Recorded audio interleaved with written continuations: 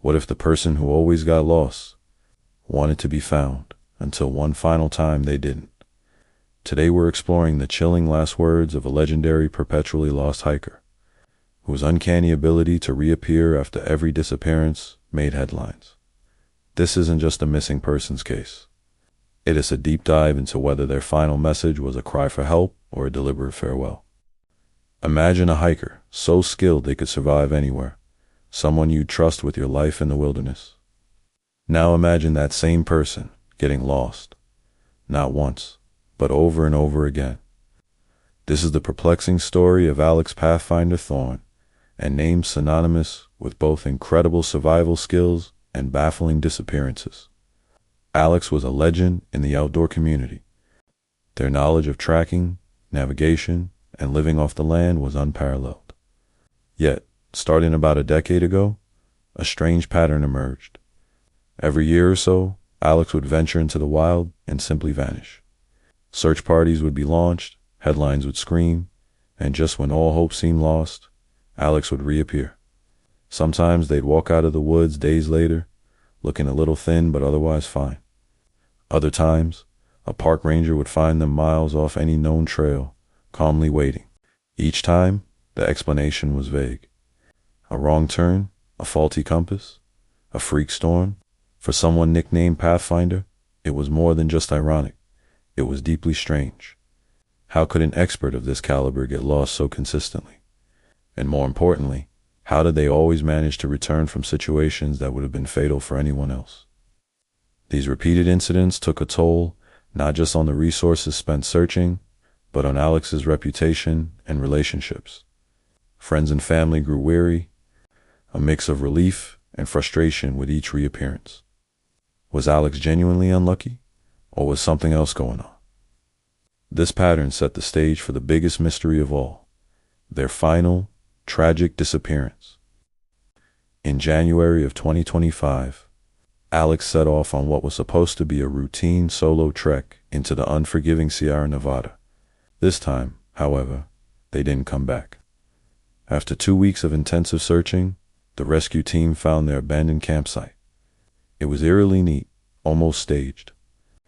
And there, pinned to the inside of the tent, was a note.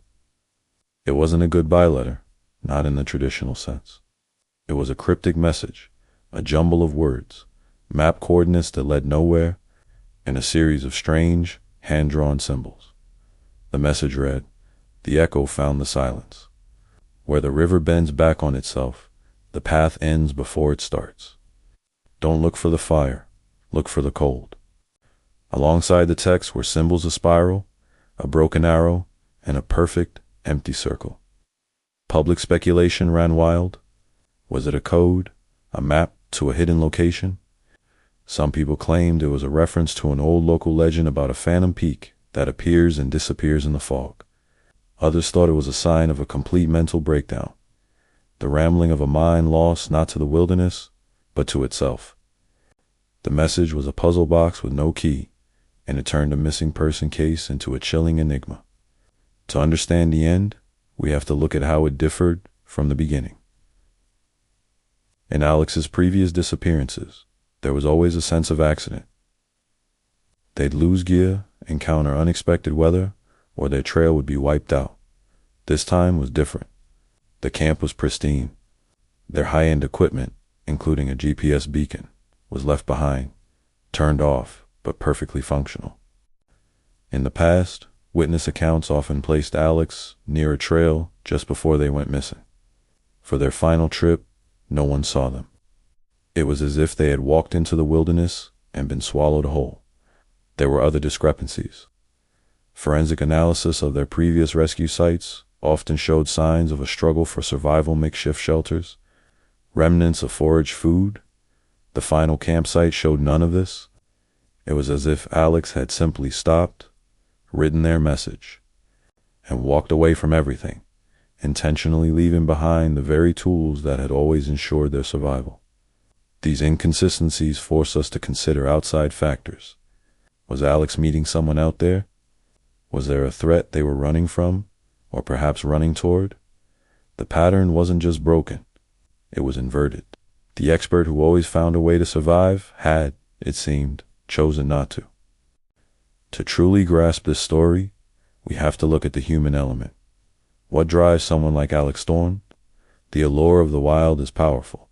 For some, it's about challenge and conquest. For others, it's about solitude, an escape from the noise of the world. Alex was known to be intensely private, someone who seemed more at home among trees than people.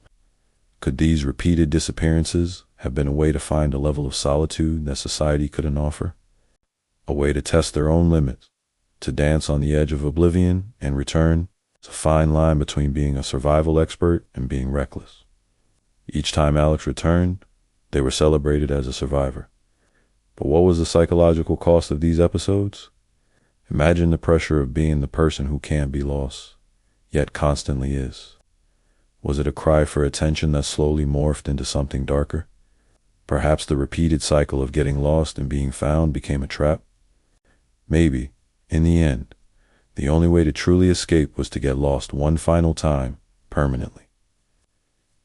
It is possible the mental strain led to a point where the will to survive was finally eclipsed by a desire for peace, for a final, unbroken silence. So, what is the ultimate truth behind Alex Thorne's fate? While we may never have a definitive answer, we can piece together a compelling theory. Let's synthesize the clues.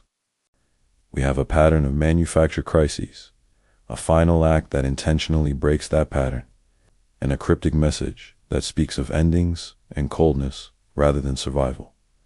The abandoned high-tech gear, the neat campsite, it all points away from an accident.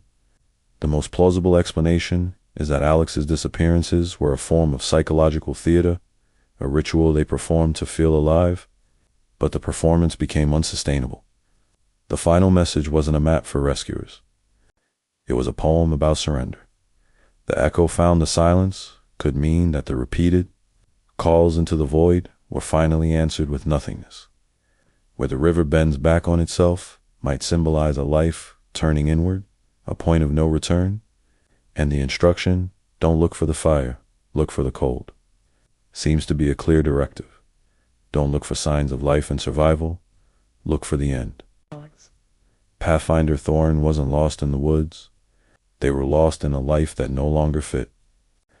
Their final act was likely not one of desperation, but of intention.